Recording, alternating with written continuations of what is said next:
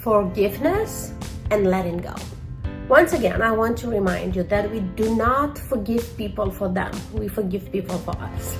Forgiving the other person, it doesn't mean that they are right about what they've been saying or doing to us that hurt us.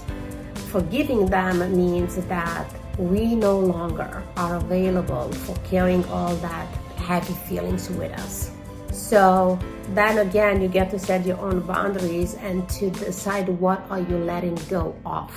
Are you letting go of the issue that has been in the conversation, or are you letting go of the whole person? Invite them out of your life. It's up to you. You get to decide that.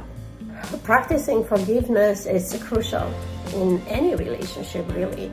And again, it's starting with forgiving yourself for your past experiences and your past decisions, and then learn how to forgive the person in front of you. And what are you forgiving them for?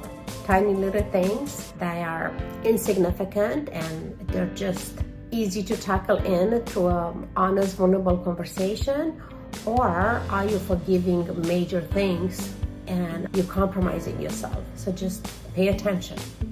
Find your own balance. Nobody could tell you what is it to forgive and what is it not to forgive. What is it to let go of?